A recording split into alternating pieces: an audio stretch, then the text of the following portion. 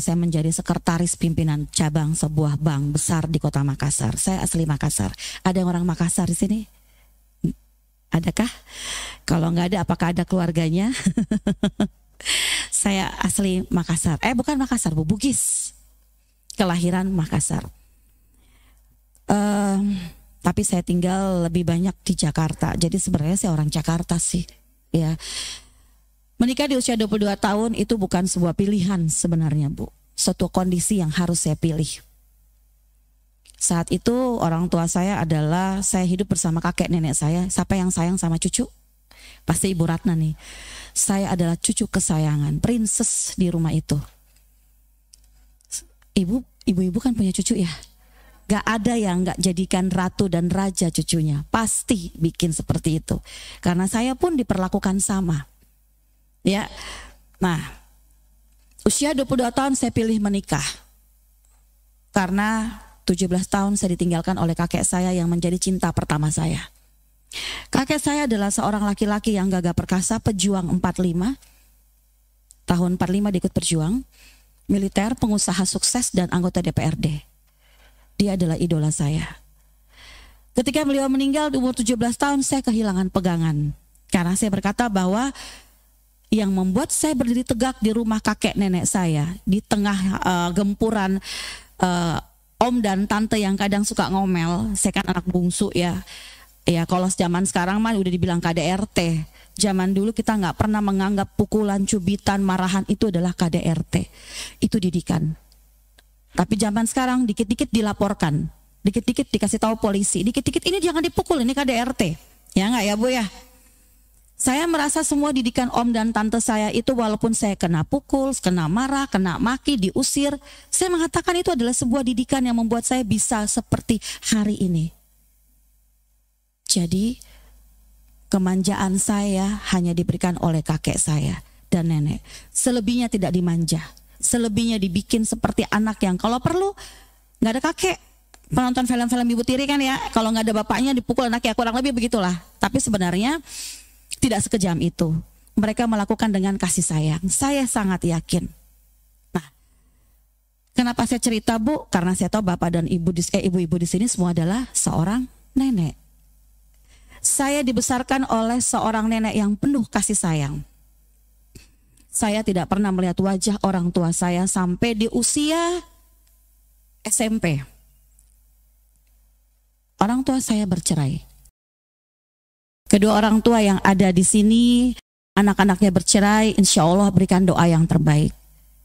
Kalau kegagalan anak-anak ada yang bercerai tidak berarti dunia kiamat. Sehingga traumatik pertama saya adalah perceraian. Ya Bu ya, karena saya dibesarkan dari orang tua yang berpisah. Sampai usia hampir SMP, wajah ibu saya yang mana ya? Kakek nenek saya tidak pernah pertemukan saya dengan ibu saya. Yang notabene ibu saya juga anak pejabat di kota Makassar. Dan saya juga cucu pejabat di kota Makassar. Tapi mereka nggak dipertemukan. Ibu saya melahirkan saya di usia 17 tahun. Ada yang 17 tahun sudah punya anak. Berarti mirip ibu saya.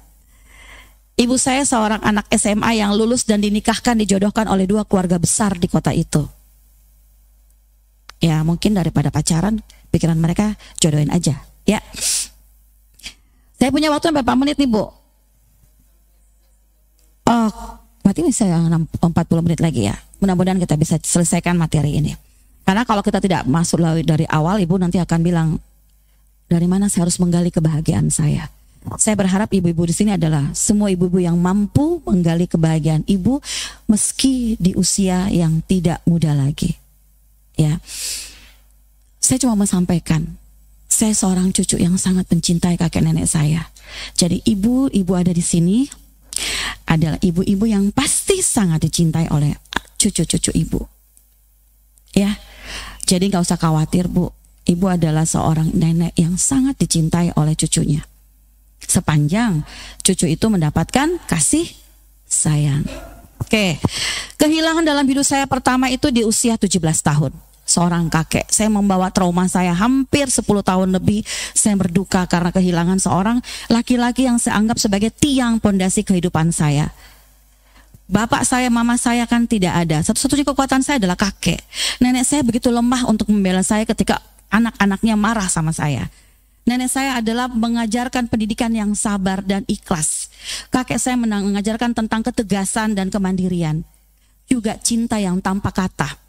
Kakek saya tidak pernah memuji-muji saya, tidak pernah membelai saya dengan berlebihan, tidak pernah mengatakan sayang aku, sayang kamu, tidak pernah. Tapi kakek saya dengan tatapannya, dengan cara mendidiknya, dengan dia memperlakukan saya tahu dia adalah orang yang paling mencintai saya. Nenek saya juga adalah orang yang selalu membelai dan menjaga saya, merawat saya, melindungi saya setiap hari, memandikan. Dan saya mengatakan ini ibu yang paling sabar, meski gak ada kedua orang tua kandung saya di hadapan saya. Ibu, kakek, nenek adalah orang tua pengganti. Ya, kadang Bu, anak ibu sekarang sibuk, bener gak? Dengan dunianya. Tolong jangan jauh dari cucu-cucu. Karena mereka membutuhkan kasih sayang orang tua pengganti. Jangan juga nenek-nenek, kakek nenek juga terlalu sibuk. Sempatkan waktu buat cucu. Karena mereka gak punya idola. Orang tuanya terlalu sibuk. Sementara dia butuh ibu yang membelai, bapak yang menyayangi. Ya, oke. Sekilas tentang saya, tentang sebuah kehilangan yang membuat saya berduka sampai saya menikah. Saya menikah di usia 22 tahun tanpa pilihan kedua. Karena satu-satunya jalan untuk bisa keluar dari rumah yang buat saya tidak nyaman lagi adalah menikah. Kebetulan ada yang lamar. Sayangnya yang lamar saya seorang duda. Saya adalah gadis perawan. Zaman dulu perawan tuh sebenarnya udah mulai transisi Bu. Perawan dan tidak perawan udah mulai. Kalau ibu-ibu kan perawan berharga banget ya. Nah zaman saya tuh udah mulai agak hilang-hilang. Tapi saya alhamdulillah menikah dengan sebuah keperawanan. Itu kebanggaan. Kenapa saya melakukan itu? Karena saya menjaga keperawanan saya. Karena saya gak pernah ketemu ibu kandung saya. Paham Bu? Saya ingin menyampaikan ke ibu kandung saya, kamu gak ada pun saya bisa jaga diri. Kamu jauh pun saya baik-baik saja. Dan kalau nanti mama ketemu saya, mama akan bangga. Karena saya tidak rusak. Ya kan?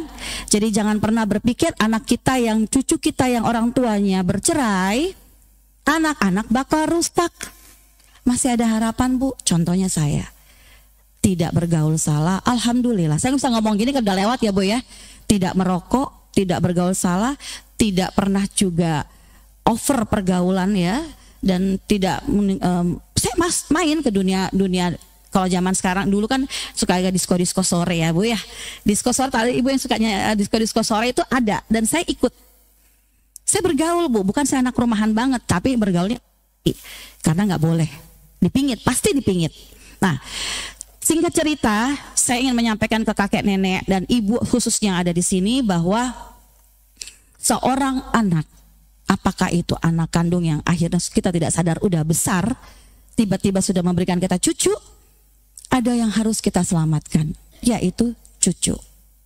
Ya, kita akan sangat berarti Bu di usia sekarang kalau cucu-cucu kita ini dalam rangkulan kita. Kenapa? Mereka butuh sosok. Ya, dan sosok apa yang diinginkan adalah sosok seorang perempuan.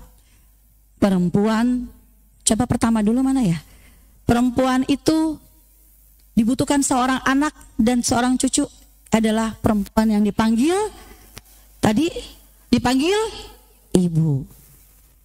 Salam kenal buat ibu-ibu, kita semua adalah ibu. Saya masih muda tapi saya ibu dari 6 orang anak.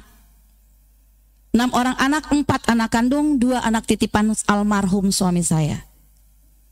Iya Bu ya. Jadi kalau ibu mengatakan bahwa masih muda di depan, saya ujiannya juga cukup tua. Ujiannya nggak muda. Karena suami saya ceraikan itu karena sebuah perselingkuhan dan kekerasan. Saya yang menuntut cerai. Saya berani mengambil sebuah keputusan di mana rumah saya baru saya bangun Bu. Rumah saya cukup mewah saat itu, baru saya bangun. Baru jadi rumah saya. Anak saya baru ulang tahun yang bungsu 1 tahun. Jadi lagi lucu-lucunya nih rumah tangga. Lagi indah-indahnya profesi kehidupan rumah tangga saya, lagi bagus-bagusnya, rumah mobil terparkir 2, rumah mewah, kamar 4, kan cukup besar ya kalau untuk keluarga baru ya Bu ya.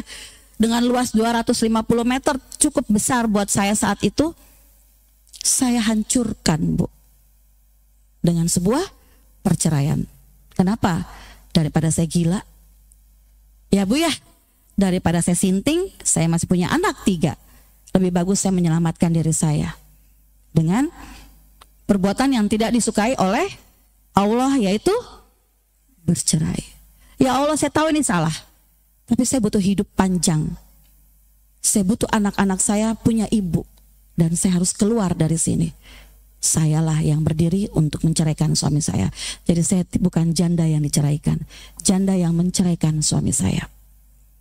Karena sikap saya nggak mau diinjek-injek. Ya, perempuan itu Bu adalah sosok yang sangat kuat. Kekuatan perempuan, kepekaan rasa perempuan itu 10 lipat dari seorang laki-laki. Mohon maaf laki-laki ada di sini ya. 10 kali lipat Bu. Percaya nggak? Ibu yakin nggak ibu kuat? Yakin ya? Tapi kenapa kadang ibu tidak merasa diri ibu kuat? Ya, masih banyak perempuan yang tidak pernah percaya diri dengan kekuatannya. Bukan berarti kita lebih kuat dari suami kita, tapi kekuatan hati. Iya Bu ya. Kita masuk ke dalam 5 hal yang perlu dilakukan. 1, perkenalkan diri. 2, ceritakanlah. 3, kenangan. 4, tujuan. 5, hasil. Saya sudah memulai dengan perkenalkan diri dan saya sudah menceritakan tentang siapa diri saya. Ketiga, saya sudah memberikan kenangan terindah saya adalah cinta pertama saya ialah seorang kakek. Jadi nenek jangan cemburu. Cinta pertama cucu perempuan itu jatuhnya kepada kakek. Jangan cemburu ya oma-oma. Saya mencintai kakek saya. Dalam tanda kutip, cinta seorang cucu kepada sosok kakek. Sebenarnya cinta seorang anak perempuan terhadap sosok bapak. Tapi karena saya tidak penuhi itu, siapapun bapak di depan saya cintai, kebetulan yang ada hanya kakek. Dan dia memenuhi semua kriteria seorang bapak sejati. Semua dia penuhi. Ada nggak bapak-bapak ibu, suami-suami ibu mau bawain tas nggak? Berarti sama bapak saya. Saya panggil papa. Dia kakek tapi saya panggil papa. Ada nggak bapak-bapak yang mau menunggu dan dia sudah pakai jas, sudah pakai safarinya, nunggu berjam-jam karena kita dandan? Anggaplah setengah jam, betah nggak? Suka ngomel ya? Tapi alhamdulillah bapak saya mau nunggu dengan safarinya. Oma kan zaman dulu, oma saya tuh sanggulan. Kalau istri-istri pejabat zaman dulu kan sanggulan sama kebayaan gitu ya, kalau jalan seperti itu. Dengan stagen yang lilit-lilit, dia harus menunggu hampir 40 menit dan sanggul dan lain-lain. Saya sebagai cucu tuh mengamati Bu, bahwa oh ini yang seorang bapak dan ibu. Jadi hati-hati dengan contoh. Contoh tuh hati-hati. Saya sangat mencontoh kehidupan mereka. Oh begini ya laki-laki sejati, ngangkatin tas. Tapi dia gagah perkasa Bu, nggak lebay, nggak kemayu. Tentara. Ibu kebayangkan kalau seorang tentara Soeharto lah. Kita nggak bicara yang sekarang ya. Kenapa saya bilang yang zaman dulu? Karena dia tentara zaman dulu Pak. Kakek saya tentara zaman Soeharto. Jadi Soeharto yang begitu tegap berdiri, di sampingnya ada Ibu Tin yang dia pegang tangannya. Begitu kelakuan bapak, kakek dan oma saya. Ketika sudah siap pergi nih, lihat ke belakang, sini dia tarik tangannya. Kalau dilihat oma saya masih sibuk dengan kebayanya, gini tasnya diambil. Dia biarkan oma saya merapikan bajunya. Itu laki-laki sejati dan saya sangat mengidolakannya. Ya Bu ya. Berarti ini saya memberikan Ibu gambaran sebuah tokoh, sosok pria dan perempuan. Setelah itu saya mengatakan bahwa dengan kekar papa yang begitu kaku, gak pernah tersenyum, namanya tentara, satu-satunya yang bisa bikin tersenyum seorang kakek atau nenek itu cucu. Percaya nggak? Ibu sering tertawa nggak lihat cucu Ibu? Nah, ternyata cucu itu adalah cahaya mata. Umur panjang kita Bu, anak itu adalah cahaya mata. Tapi anak kita sudah gede-gede, anak saya pun, saya akan menuju seperti Ibu, di mana anak saya tertua sudah 24 tahun. 24 tahun, jadi saya merasa sudah mulai sepi. Ya Bu ya, dia belum menikah, saya sudah kesepian. Anak saya yang bungsu 10 tahun, peninggalan suami kedua saya. Saya dapat 1 anak. 10 tahun. Dan dia pun udah gak mau dipeluk. Kan kita gak enak ya, gak ada yang dipeluk-peluk ya Bu ya. Anak saya gak mau dipeluk, cucu saya gak mau dipeluk, cucu bungsu saya gak mau dipeluk. Terus kita sepi banget. Nah itulah ibu. Suatu saat kita kesepian. Ya Bu ya. Apalagi yang ditinggalkan oleh pasangan seperti saya dan ibu-ibu yang ada di sini. Bu, ibu siapa? Maaf izin. Ibu Yani ya? Bu Yani, aku salah panggilnya. Saya kehilangan suami saya Bu, yang saya anggap malaikat dalam kehidupan saya, yang mengangkat saya dari keterpurukan dari suami pertama saya. Saya benar-benar terpuruk Bu. Suami saya itu yang pertama mengambil rumah, harta dan lain-lain, sampai tidak menafkahi anak 3 saya sepeser pun. Sampai anak saya besar. Saya banting tulang Bu. Dari jualan pinggir jalan sampai jadi figuran sinetron. Sampai kehidupan saya diangkat sama Allah, bisa dekat dengan Ibu Ratna. Bayangkan dulu saya siapa? Bukan siapa-siapa. Walaupun orang tua saya pejabat, tapi saya nggak hidup dari bayang-bayang mereka. Ya, saya Bu ketika terpuruk datang seorang laki-laki yang saya anggap malaikat. Kebetulan namanya Ridwan, kayak malaikat surga. Saya di neraka, dia tariklah saya ke surganya. Menikah dengan saya di Masjidil Haram.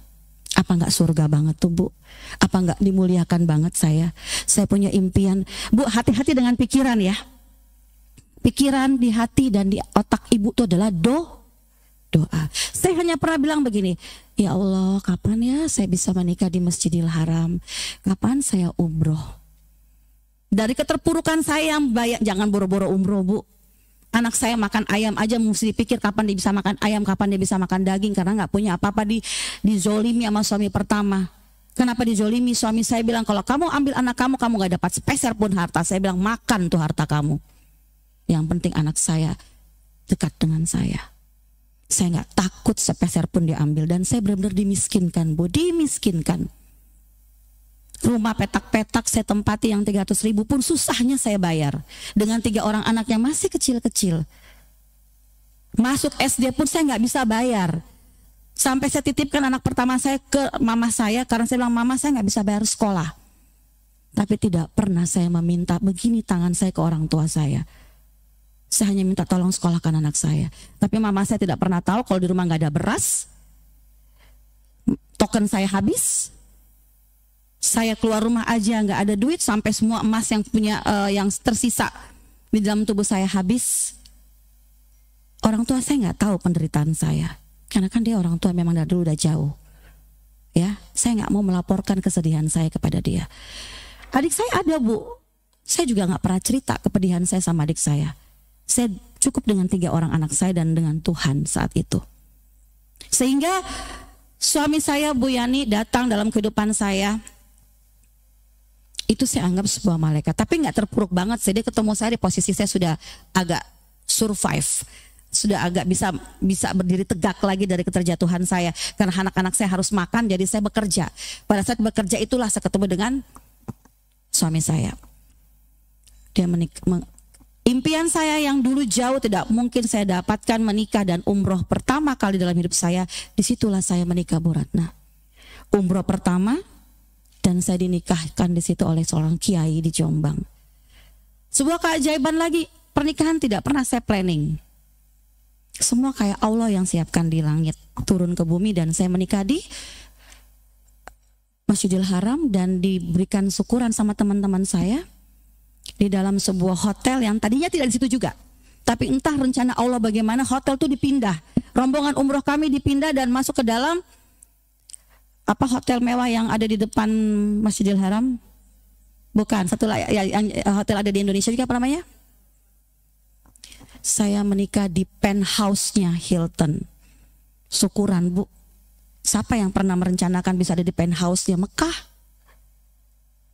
Di situ sudah tersedia makanan, kayak Ibu Ratna menyediakan semua itu. Ini dari nasi kuning sampai makanan-makanan Indonesia lengkap. Saya bengong. Ini makanan dari mana ya? Kok sudah ada? Bu, rencana Allah memang jauh lebih indah daripada kita. Doa kita 1 dikasihnya 10. Saya sangat percaya itu. Dan pernikahan saya terjadi di Masjidil Haram di saat orang mengatakan tidak boleh lagi menikah di Masjidil Haram. Dilarang. Tapi kuasa Allah lagi, saya dimuluskan naik ke atas, dan yang antar malah penjaga masjid. Apa kita sebut apa tuh yang di Masjidil Haram, Bu, yang biasa orang hitam-hitam gede, laskar ya. Nah, askarnya dia yang antar saya ke atas. Dia dampingi saya ke atas, silahkan di sini. Didudukan di karpet merah yang besar, dan saya menikah dengan air mata. Berarti babak hidup saya mulai. Kita lanjut ya, Bu ya, sambil kita pause dulu cerita tadi. Ibu, saya sudah perkenalkan diri. Adakah satu ibu yang mewakili, mungkin Ibu Yani kali ya? Silakan Bu, bisa ke depan sebentar.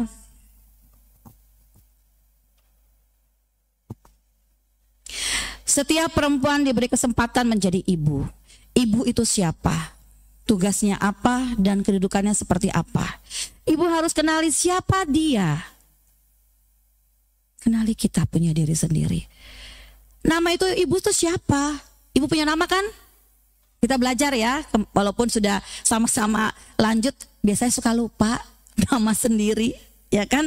Ibu itu siapa? Nama ibu itu siapa? Dulu dia, sekarang ibu dulu di MNC kan?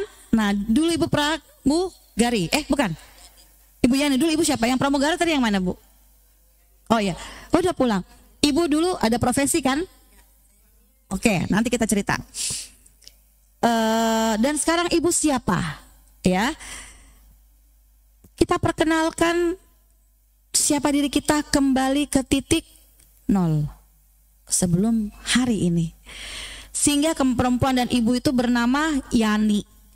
Kenalan kembali, tidak peduli sekarang usia Ibu Yani berapa. Sekarang Ibu berapa umurnya? Alhamdulillah 58 tahun. Berarti kita beda 9 tahun ya, Masya Allah.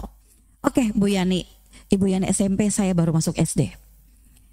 Ibu tolong perkenalkan diri, biar saya juga tahu Ibu siapa. Ini cara kita berkenalan ya, Bu ya. Silakan. Assalamualaikum warahmatullahi wabarakatuh. Perkenalkan, saya ibu-ibu anggota MTN sudah tahu siapa saya. Enggak tahu dulu siapa. Enggak tahu ya, Bu. Tahu enggak dulu siapa? Oh, tahu. Kalau Ibu Bunda Yulia mungkin belum tahu, saya Ibu Yani. Iya. Usia saya 58 tahun dengan hari ini. Saya tinggal di komplek ini dari tahun 98, di komplek Pesanggerahan ini. Sebelum masuk ke sini, saya ikut almarhum suami saya berpindah-pindah karena dia kerja. Saya sebagai ibu rumah tangga menemani dia dan mengurus anak-anaknya. Alhamdulillah sekarang saya juga dapat ujian, mungkin duluan dari Bunda Yulia. Saya dapat ujian, suami saya meninggal udah 7 tahun yang lalu. Dan juga saya dapat ujian lagi, mungkin Allah sayang dengan saya.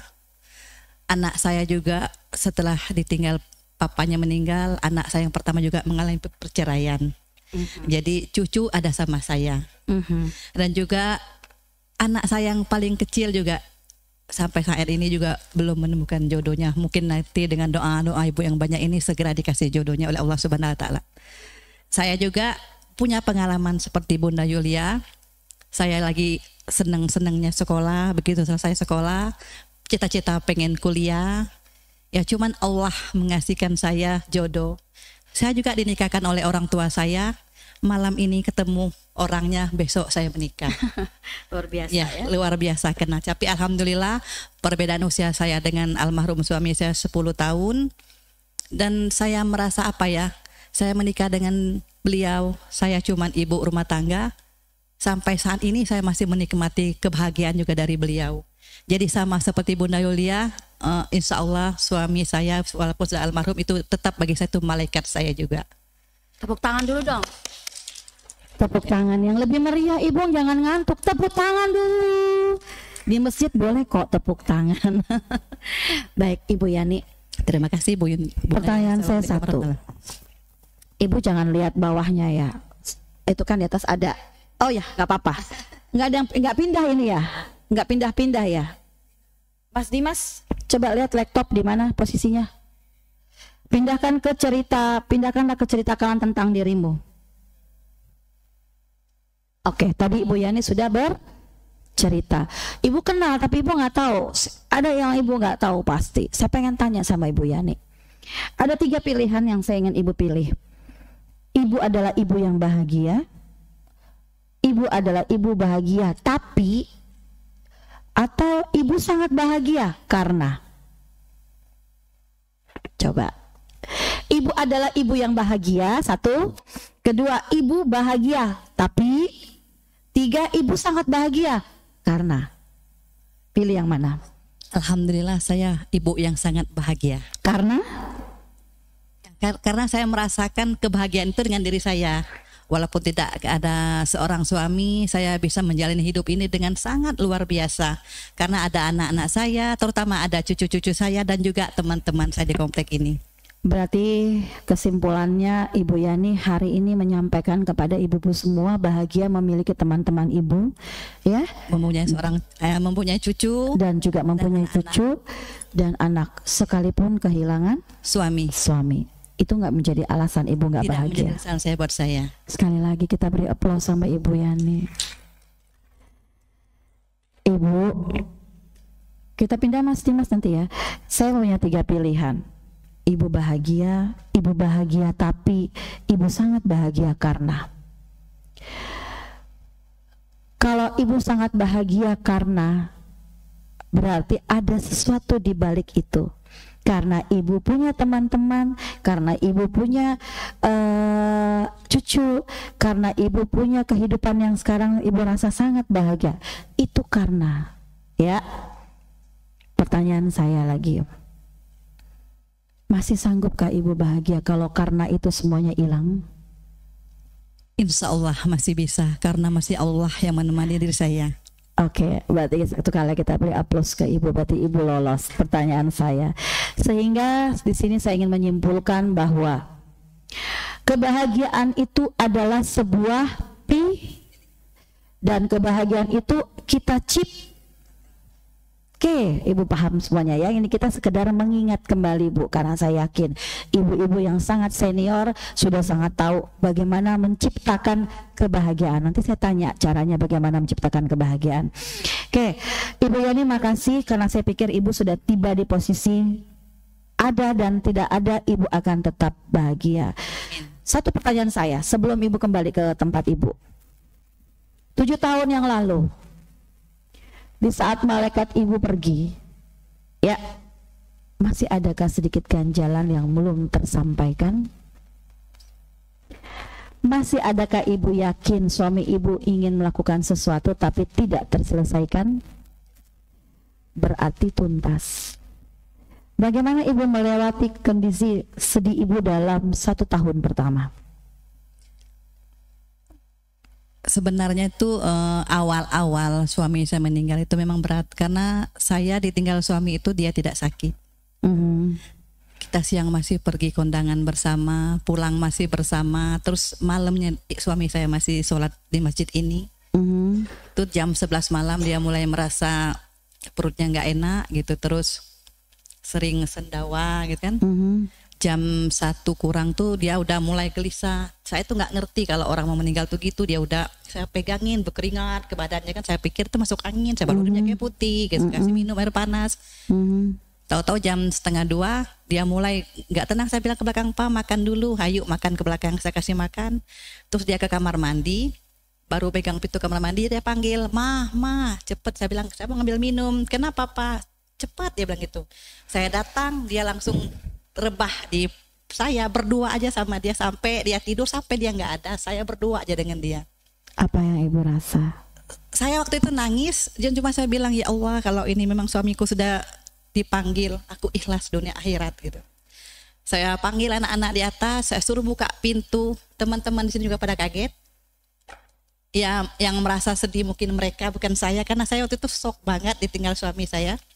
Tapi setelah berjalannya waktu, suami sudah di makam, saudara-saudara kandung sudah pada pulang ke Palembang. Baru menangis. Di situ saya merasa dunia ini kiamat. Iya. Yang saya rasakan berat banget. Tapi saya sebulan dari berat badan 62 jadi 54 turun. Proses ya. Cuma saya ingat lagi kalau saya begini terus saya nggak bisa bangkit, kasihan anak-anak saya. saya harus kuat gitu. Dengan apapun yang ada ditinggal suami saya harus bisa. Oke. Nah, orang-orang bilang ibu nggak boleh keluar karena belum masa idah. Bagi saya tidak ada idah-idah. Saya harus keluar. Kalau saya nggak keluar dari rumah, yang saya lihat sekeliling itu muka suami saya semua. Betul. Jadi saya harus bisa menghiburkan diri saya cari teman yang bisa untuk saya ajak berbagi. Alhamdulillah dengan ditinggal suami, saya dapat teman yang bisa berbagi dengan saya, yang itu yang pengganti dari suami saya. Jadi saya punya teman ini yang merangkul saya gitu ya. Sampai hari ini. Insya Allah. Alhamdulillah teman-teman saya ini, walaupun kita selisih pendapat, selisih ya secara pemikiran, tapi kita tidak terlalu lama. Sebentar kita balik lagi gitu. Saya bersyukur sama Allah, teman-teman inilah yang menghibur saya di komplek. Ada ini, di sini gitu. kah? Ada. Masya Allah. Tepuk yang mana teman ibu itu? Tepuk tangan dulu nih. Yang mana nih sahabat ibu nih? Angkat tangan yang merasa diri yang mana yang merasa sahabat ibu Yani? Mana nih? Mana majunya sama semua? Saya nggak tahu yang mana. Angkat tangan nih. Yang mana nih? Mungkin Besti mana Besti? Mana nih, masa malu-malu nggak mengaku? Bestinya mana Bu? Sebut Bu, yang mana Bu? Masya Allah, terima kasih Ibu sudah jadi sahabat buat Ibu Yani ya. Dan terima kasih Ibu semuanya Bu. Terima kasih Bu Yani. Assalamualaikum warahmatullahi wabarakatuh. Saya kalau bicara kehilangan mungkin bukan sekarang saja. Walaupun suami saya udah setahun lebih pergi, 2 tahun, 3 tahun, 4 tahun, 5 tahun, saya pasti tetap akan terharu. Kenapa? Itu hal yang paling ditakutkan oleh setiap manusia. Kehilangan. Kalau belum kehilangan mah mungkin biasa aja. Tapi yang sudah pernah melewati kehilangan dan bertahun-tahun kadang sudah lupa rasa sakitnya. Padahal dengan kita mengingat kehilangan kita berempati sama orang yang kehilangan. Jadi jangan dilupa Bu, sakit memang ada, tapi tetap kita simpan menjadi kenangan terindah biar besok Ibu bisa merangkul siapa saja ya Bu ya, merangkul siapa saja yang juga merasakan momen yang sama. Entah itu nanti adik kita, entah itu anak kita nggak pernah tahu siapa yang akan kita peluk nanti. Pelukan itu adalah yang menyehatkan kita. Betapa nikmatnya kalau kita memeluk. Ibu sudah tua, ibu pikir ibu nggak ingin dipeluk, siapa bilang? Pasti pengen dipeluk, tapi tanda kutip ya. Pasti selalu berharap ada yang menenangkan, ya nggak Bu? Kadang letih nggak Bu? Kadang pengen cerita, tapi takut nanti ceritaku kemana-mana. Pengen ngobrol sama orang yang kita anggap kita percaya, takut juga cerita ngobrolan kita jadi bahan gibah. Ya, tapi pengen cerita. Ya Bu ya. Oke. Mas Dimas lanjut. Tadi kan sudah dijelaskan. Ibu bahagia, ibu yang selalu diberikan apa yang diinginkan, dicukupi, dimanja, dimuliakan oleh suami. Tanpa meminta dan memaksa semua telah terpenuhi, dia adalah emak bahagia. Ada yang seperti itu? Ini rata-rata ibu bapaknya masih ada atau sudah tidak ada sebagian Bu? Yang masih ada mana Bu? 1, 2, 3, 4, 5, 6, 7, 8, 9. Masya Allah bahagianya ya Bu ya. Jangan diomelin terus Bu. Kita yang nggak punya sepi ya, seperti itu. Nah, apakah ibu termasuk ibu yang bahagia, yang suaminya paham semua maunya, nggak perlu diminta, dikasih? Ini kategori kita jadi prince, jadi queen, jadi ratu ya. Nah, tadi Ibu Yani sudah menyatakan ibu sangat bahagia karena ibu yang diberikan semua yang ada diinginkan, ibu yang semua dimiliki dengan sempurna, tapi dia kehilangan yang pernah menyempurnakannya, tapi dia bahagia. Tetap bahagia karena ada sesuatu. Dan terakhir ketika saya tanya, kalau semuanya hilang gimana? Ibu bilang tetap bahagia karena ada Allah. Itu udah saling mengingatkannya di situ ya Bu ya. Jadi kalau ada teman ibu yang anak-anak kita mungkin ya yang terpuruk dengan perceraian Bu, terpuruk kehilangan pacar, terpuruk kehilangan suami, terpuruk kehilangan istri, katakan kamu bisa bahagia meskipun kehilangan. Karena masih ada ibu di sini, masih ada anakmu, masih ada sahabatmu, dunia belum kiamat. Ya Bu ya. Berarti tugas ibu adalah mengatakan kepada anak-anak kita bahwa dunia belum kiamat. Masih ada cinta. Kita lanjut ya. Ada yang kedua tadi. Ibu bahagia, tapi ibu yang selalu berusaha bahagia karena dia tidak menemukan apa yang diharapkan. Dia selalu berusaha bahagia meski dia tidak tahu apakah dia bahagia sesungguhnya atau pura-pura bahagia. Ada yang pura-pura bahagia? Ada yang pura-pura bahagia, hampa, kosong, kering, sepi. Tapi aku gak ada pilihan lain. Pura-pura bahagia. Tidak apa-apa Bu. Yang penting ibu tetap bergantung kepada Sang Maha membahagiakan kita. Akan ada jalan untuk kita. Karena kita gak punya pilihan lain. Ya, tapi tunggu dulu. Mas Dimas lanjut Mas. Bagaimanakah aku bisa bahagia?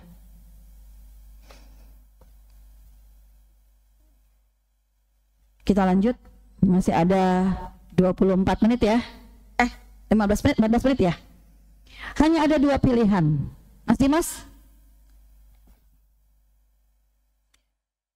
sekarang kita harus bahagia atau tidak selamanya. Sekarang keadaan yang tidak sempurna bukan pilihan. Semua perempuan ingin menjadi ibu yang bahagia. Namun ternyata kebahagiaan itu, kesempurnaan itu hilang. Dunia kita hancur. Kita merasa semua terhenti. Semuanya tidak indah lagi. Lantas, kapan lagi saya akan bahagia? Apakah saya akan menunggu kematian dengan tidak bahagia? Apakah kehidupan saya hanya rutinitas yang saya harus jalani seperti serobot? Pagi, siang, sore, malam sama saja. Atau tidak sama sekali merenungi yang telah terjadi kehilangan cinta itu yang hampir membunuh. Kehilangan anak, kehilangan suami, kehilangan pekerjaan, kehilangan sahabat, kehilangan harta, kehilangan jabatan. Suami kehilangan jabatan, kita juga yang hancur. Berapa lama waktu kita perlu berduka? Kesedihan yang dalam akan membuat luka batin yang lama sembuh dan membuat pikiran sehat kita hilang. Kehilangan itu bikin kita setengah gila, Bu. Benar nggak Bu Yani? Apapun bentuknya, Bu. Kalau belum hilang kita aman-aman aja. Tapi kalau sudah hilang kita kayak orang gila. Makanya kenapa saya sampaikan ini, hargai, cintai, miliki apa yang ada di hadapan kita hari ini, Bu. Tapi kalau semuanya hilang, siapa lagi yang harus saya cintai dan saya sayangi? Di depan mata saya ini nggak ada siapa-siapa lagi. Suami udah nggak ada, anak kerja udah jauh, udah menikah. Teman juga kan punya kesibukan sendiri. Terus saya mesti mengeksplor rasa cinta saya ini dan menerima rasa cinta saya ini dengan siapa kepada siapa? Saya sendiri loh. Tuhan, kau nggak ada siapa-siapa. Saya lihat siapa? Anak saya sibuk dengan cintanya sendiri. Suami saya juga sudah engkau ambil karena cinta. Lantas saya milik siapa sekarang? Apakah saya harus seperti ini sambil menunggu waktu saya? Itu pasti pertanyaan kita. Ya Bu ya? Ibu, saya pengen waktunya mudah-mudahan masih bisa tambah 5 menit aja bentar ya. Karena saya pengen ini selesai. Ibu semuanya pasti punya luka batin seperti Bu Yani ya. Luka yang kehilangan. Bu, jangan bilang cuma luka kehilangan, Bu. Kita luka disakiti teman juga sakit, Bu. Dikhianati teman juga sakit, Bu. Digibahin teman juga sakit, Bu. Ibu yang sudah lanjut senior, jangan pikir nggak punya perasaan. Mendengar kita diejek dikit aja kita baper. Itu sakit, Bu. Cuman karena ibu menganggap biasa, luka-luka itu memenuhi hati ibu. Luka-luka itu memenuhi hati ibu.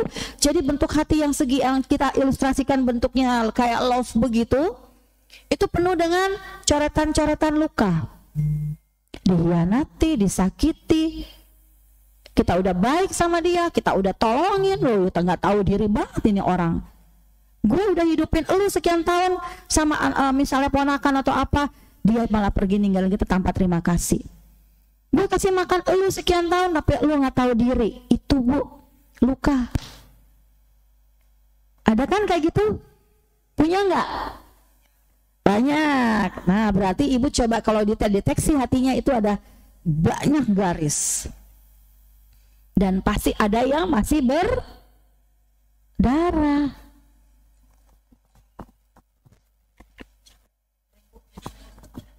Standarnya miring pegel. Kita tinggal 10 menit plus 5 menit bonus. Bismillah, selesai ya. Ketika ibu tidak sadari, di dalam hati ibu ada goretan-goretan luka yang sebenarnya masih ada yang belum sembuh. Ibu terus berjalan, jalan doa, saya mau hidup, saya bahagia, saya mau pura-pura bahagia. Ini salah ya, bahagia gitu ya. Nah, majuin Mas Dimas. Kalau kita tidak mulai bu, untuk mencari kebahagiaan kita yang hakiki, ibu akan pulang nanti dengan penyesalan. Bener gak bu? Tahu pulang kemana? Pulang kemana? Enggak. Pulang kemana? Akhirat. Penyesalan bu. Kenapa? Gembolannya banyak. Sementara kita mau pulang itu bebas. Ya, nggak mau nenteng tas sekalipun nggak mau. Kalaupun harus tenteng, cukup tenteng handphone. Misalnya nih ya, contohnya. Di sini sudah banyak semua memori dan data-data dan foto-foto. Cukup ini. Dan ini akan saya bawa sampai ke akhirat misalnya. Kenapa? Biar kalau saya kangen sama anak saya bisa dihubungi. Itu paling kita pengen bawa, seandainya memungkinkan. Tapi jangan khawatir, ada jalan. Jadi bu, ini di mana nih? Caranya, ibu semuanya punya lemari nggak di rumah? Ibu sering bersihin nggak lemarinya? Banyak baju nggak kepake? Ada yang belum dikeluarin? Jadi di lemari kita itu isinya baju pergi, baju pengajian, baju arisan, baju nongkrong-nongkrong, baju shopping, baju ke mall, ya kan? Baju tidur. Bener nggak? Yang paling banyak sekarang pasti baju tidur yang sedikit robek. Dasar, ya. Nah, bu, saya mana tadi? Oke. Saya minta ibu belajar. Saya tahu ibu tahu caranya. Saya yakin ibu paham caranya. Ibu yang rajin ke masjid itu pasti paham caranya. Ya. Berarti kosongkan hati.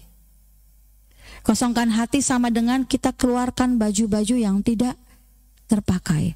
Kemarahan kita kepada teman, kepada anak, kepada mantu, kepada tetangga, kepada yang pernah nyakitin kita walaupun sekedar pinjem duit cepek dua cepek diomonginnya kemana-mana, ya. Kepada anak yang lebih memilih suaminya dibanding ibunya, kepada mantu yang tidak membebaskan anak kita, itu pasti banyak. Saya mau ibu ingat dulu.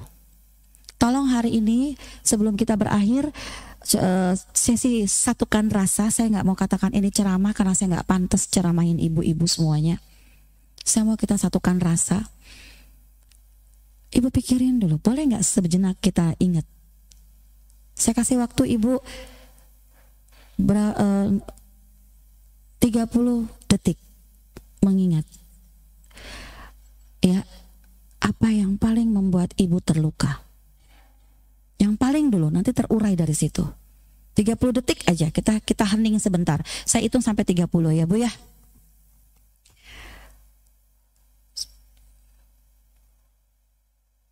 Apa yang paling membuatku terluka? 1, 2,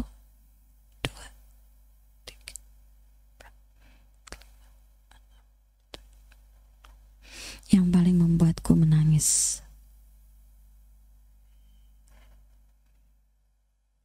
Yang pernah mengkhianatiku.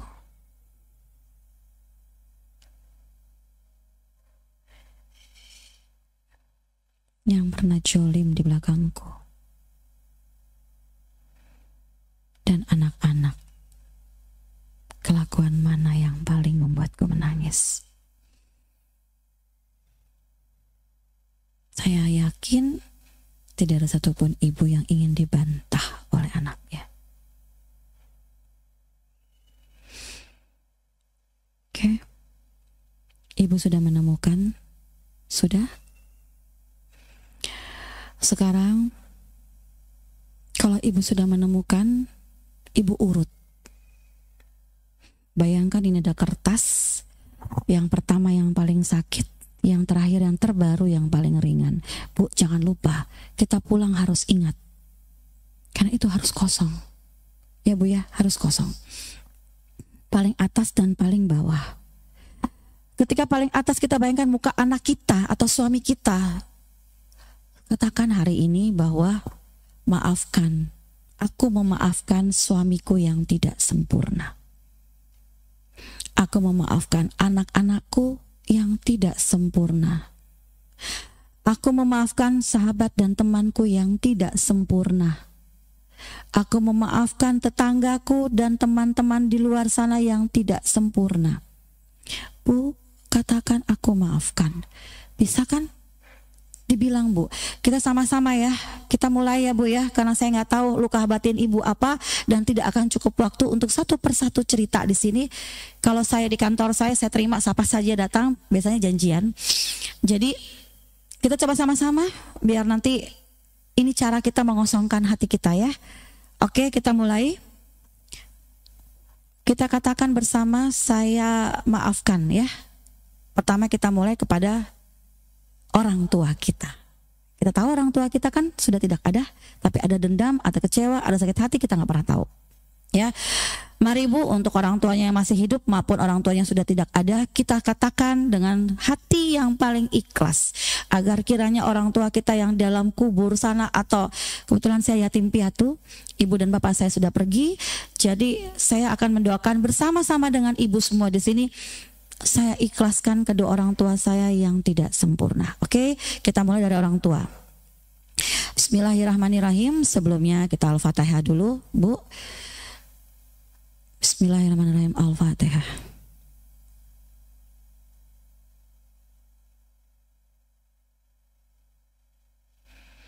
Amin. Bismillahirrahmanirrahim. Kita mulai. Demi aku sendiri. Demi aku sendiri. Diikutin dalam hati ya Bu, tapi kalau saya bilang saya maafkan, Ibu boleh berucap ya, biar kita dengar semua. Demi aku sendiri. Saya maafkan. Diulang Bu. Saya maafkan. Yang kenceng Bu. Saya maafkan orang tua saya yang tidak sempurna. Saya maafkan suami saya yang tidak sempurna. Saya maafkan anak-anak saya yang tidak sempurna. Saya maafkan teman-teman saya, sahabat saya, handai tolan saya, keluarga saya yang tidak sempurna. Dan terakhir, demi aku, saya maafkan diri saya atas nama diri saya sendiri yang tidak sempurna. Demi Allah. Terima kasih ya Allah, Kau berikan hari ini untuk memaafkan. Kita sama-sama sudah memaafkan Bu. Amin ya rabbal alamin. Semoga sampai maaf kita. Dan kalau masih ada sambat ganjalan di hati, anggap kita lupa, nanti kita ingat. Ya, Bu, ini penting sekali. Wajah ibu ini yang bertahun-tahun menjalani kehidupan mencerminkan isi hati ibu. Kalau senyum ibu sudah berkurang, tanyakan ada apa dengan diri saya. Kenapa saya susah sekali senyum? Tanya Bu, karena kita nggak boleh tidak tersenyum. Pergi nanti pun kan bukan tersenyum, ya nggak Bu? Bapak pergi senyum loh. Jangan lupa Bu, selalu garis bibir kita ini menandakan kita sering senyum atau tidak. Kalaupun tidak seperti itu, tetap harus tersenyum. Tidak salah kalau kita katakan senyum adalah sedekah. Ya Bu ya. Setelah semuanya Ibu kosongkan tadi, boleh Ibu, ini udah setengah 11.30 nih Bu. Sebentar, masih ada satu halaman lagi ya. Mengisi hati Ibu dengan hal-hal yang baik. Ya, mulai hari ini. Saya ingin langsung pindah ke maju Mas Dimas. Karena sebenarnya masih ada beberapa sih, cuman takutnya nanti nggak sampai waktunya. Kita menghias Bu. Oke, tunggu dulu. Tadi kan caranya mengosongkan, sekarang menghias. Ibu membayangkan sebuah rumah. Ya, Ibu punya rumah kan masing-masing? Rumah itu adalah hati. Ya Bu ya. Ibu suka rumah kotor? Berarti harus tadi sudah memaafkan kan? Pasti ada bekasnya. Mari kita sapu. Disapu semua ya Bu ya. Rumah, jadi membayangkannya gampang Bu. Nggak usah ke hati sini, susah. Nggak bisa masuk. Hati saya bayangkan sebuah rumah. Nanti ke depannya kita membayangkan hati kita sebuah masjid. Tapi nanti, sekarang rumah dulu. Ya, hati kita adalah sebuah rumah. Rumah yang saya selalu berharap akan bersih. Jadi kalau ada yang ngotor-ngotorin, tentunya kita akan keluarin. Ya Bu, ingat ya Bu, jangan disimpan lama-lama. Ada tamu yang nggak bener, usir. Jangan suruh duduk lama-lama. Tamu yang nggak ada namanya, tamu yang niatnya nggak bagus, tamu yang nyakitin kita, tamu yang sekiranya Bu kata-katanya kasar, usir dia. Ya Bu, kalau ada yang dekat Ibu yang tidak nyaman, Ibu tinggalkan atau Ibu suruh pergi. Bukan bilang diusir beneran, tapi dalam hati. Kamu gak berhak berlama-lama di hati saya, walaupun sakit. Kalau sakit ngapain lama-lama? Usir. Ya Bu ya. Jangan lama-lama. Oke. Sudah selesai.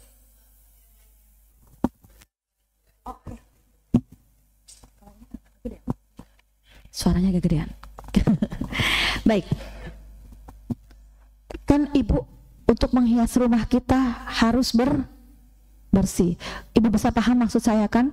Jangan diterima tamu yang nggak bener, jangan dimasukin tamu yang nggak sopan, jangan didengar ucapan tetangga yang nggak bagus, jangan kasih masuk di rumah. Ingat, rumah itu bukan rumah sebenarnya, rumah hati. Ya Bu ya. Karena saya perlu menghias rumah saya dan saya tidak mau hiasan rumah saya rusak. Kalau kamu kasar, berantakan, rumah saya dikotor-kotorin, lebih bagus kamu keluar. Saya berhak atas rumah saya sendiri. Ya Bu ya, nggak ada yang Bu. Oh nggak Bu, kita menjaga diri kita. Itu menjaga Bu. Tapi kan ini membayangkan hati ya Bu ya, bukan rumah kita. Jangan bayangkan rumah yang di rumah. Enggak Bu, kita berhak menjaga. Kita berhak menjaga apa saja yang nyakitin hati kita.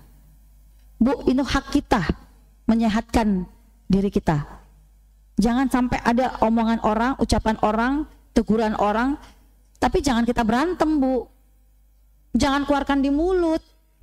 Kita kan berbicara sama hati kita sendiri saja. Hati.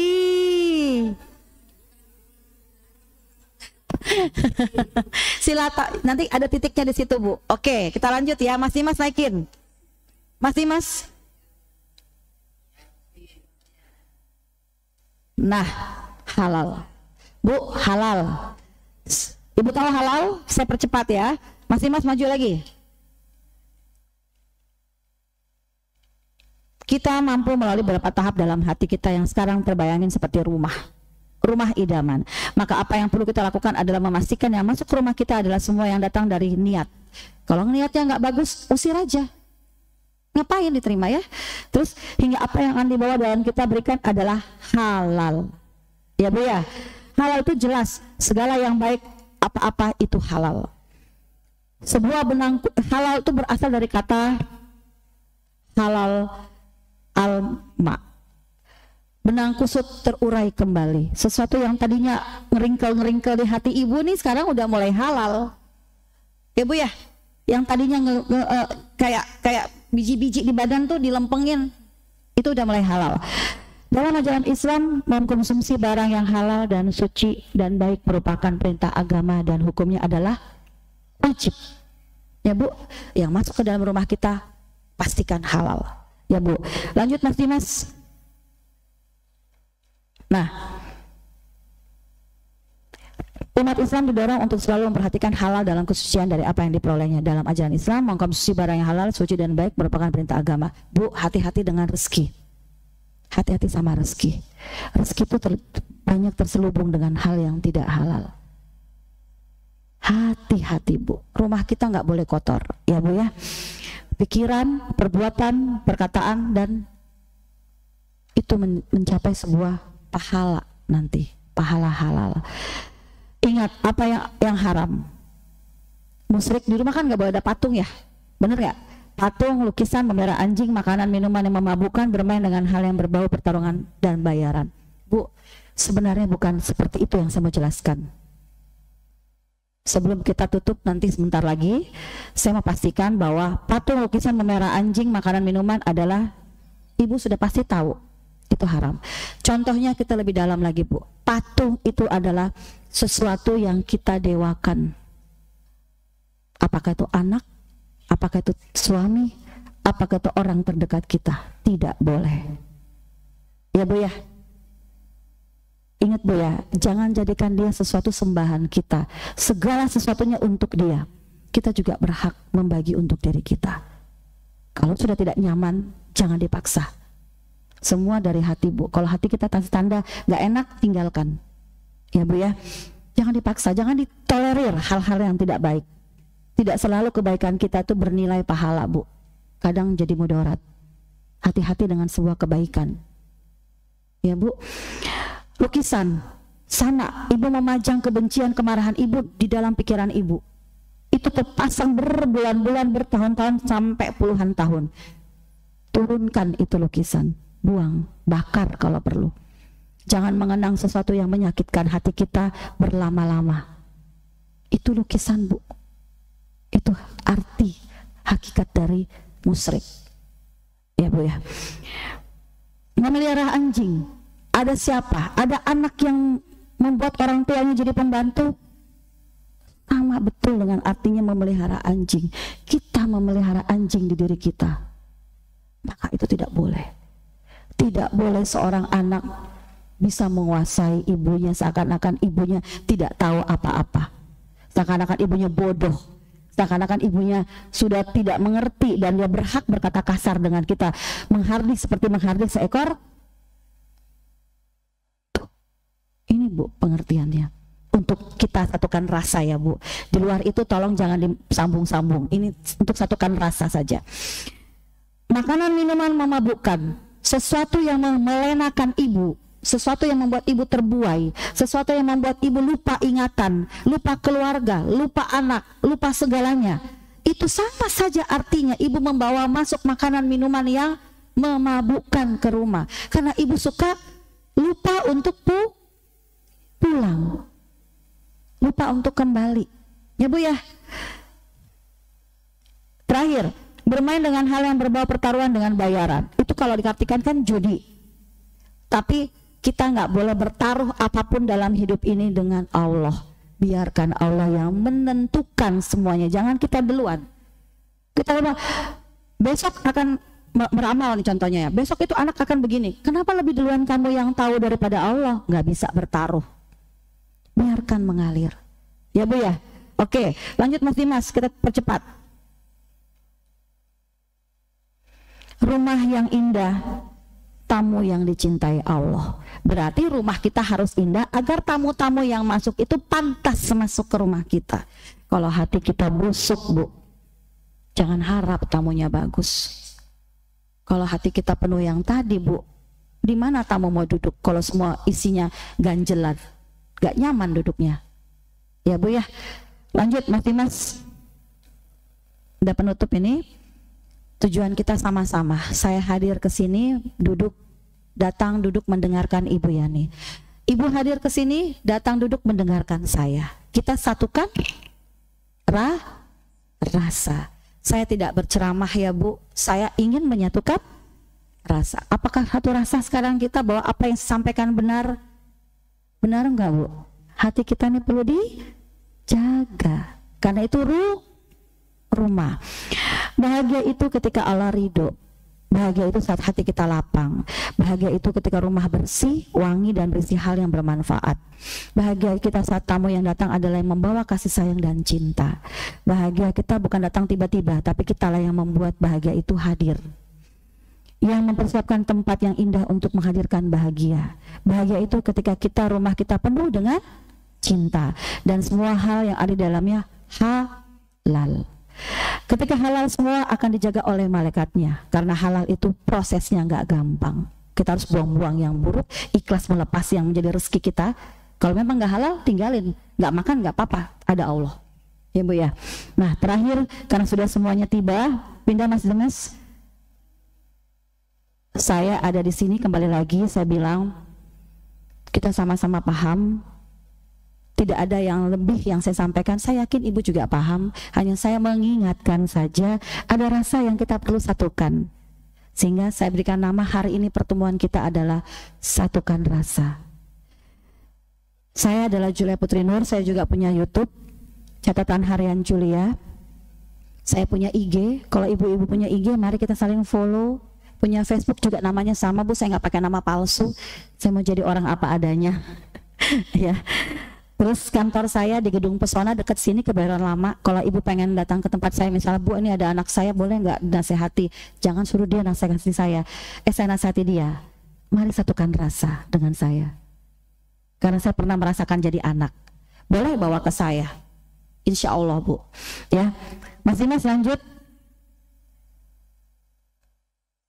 Selain konseling,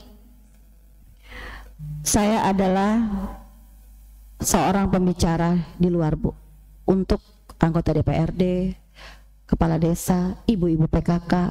Tapi saya tidak di atas aja, saya turun ke sekolah sampai ke PAUD. Jadi kalau ada PAUD saya boleh turun. Saya ke PAUD ada gambarnya Bu, saya bawakan mainan. Saya ketemu dengan ibu-ibunya, parenting. Saya juga pengen menyampaikan ke ibu-ibunya hal yang sama tentang pendidikan. Dan saya turun ke sekolah, ada gambarnya turun ke sekolah. Itu saya turun ke sekolah di Kota Makassar. Saya keliling kalau saya dipanggil dan diundang. Terakhir saya menyampaikan saya adalah seorang ibu. Itu adalah 4 anak saya dengan 2 anak dari suami saya. Saya punya anak yatim jadi 3 sekarang. Karena anak suami kedua saya yang malaikat itu sudah membawa anak juga 2. Yang mamanya sudah meninggal, jadi yatim piatu. Ya. Jadi itu sekilas tentang saya Bu. Mungkin Ibu kalau kenalan di luar, oh saya juga pengarang buku. Buku saya pertama adalah Hakikat Rindu. Yang kedua adalah Perempuan yang Tidak Ada di Dalam Al-Quran. Itu buku saya. Hari ini saya membawa 3 buah buku saya. Mungkin nanti saya akan berikan kepada Ibu Ratna. Ibu Ratna udah punya belum? Ibu Yani sama, ya sebenarnya tadi saya memberikan kepada yang bertanya, tapi nggak ada yang bertanya. Jadi sudah, saya yakin ibu-ibunya sudah sangat paham. Ini buku pertama saya. Buku kedua saya sementara naik cetak.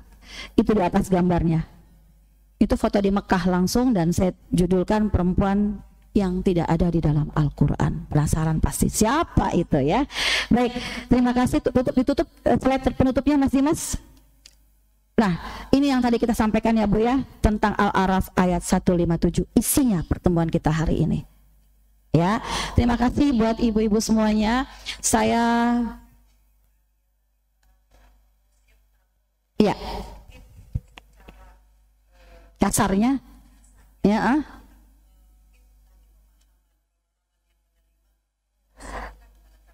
caranya gimana?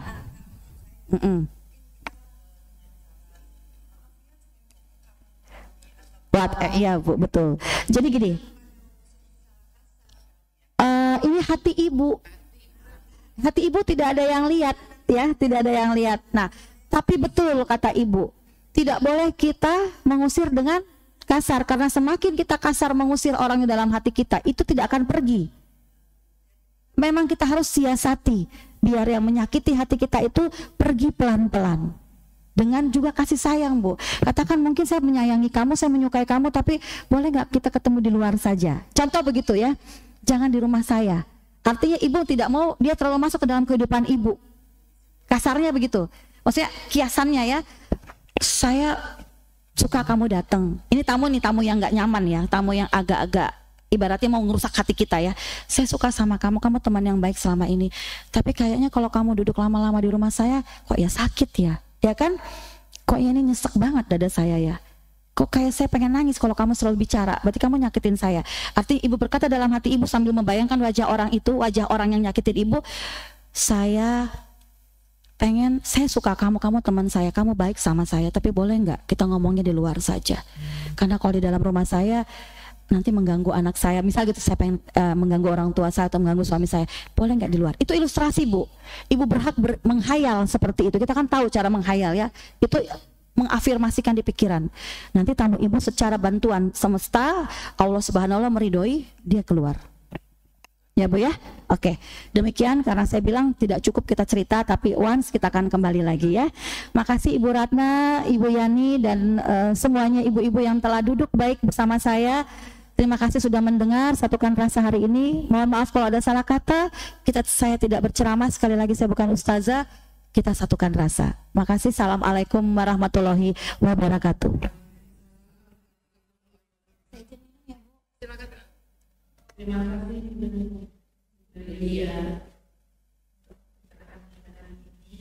Semoga bermanfaat bagi kita semua dan memberikan keberkahan hidup.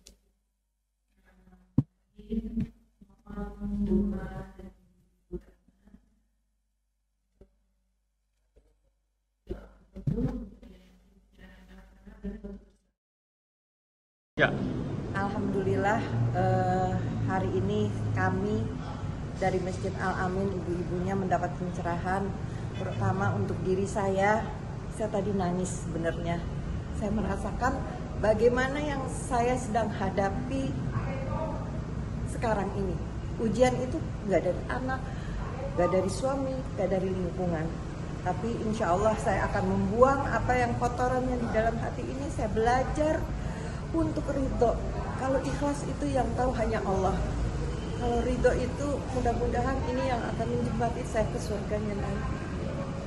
Terima kasih Bu Julia pencerahannya. Terima kasih Bu Ratna yang sudah membawa Bu Julia ke sini. Mudah-mudahan kedepannya saya bisa untuk membawa anak cucu saya untuk sharing. Terima kasih. Wassalamualaikum warahmatullahi wabarakatuh. Assalamualaikum warahmatullahi wabarakatuh. Alhamdulillah hari ini telah dilaksanakan acara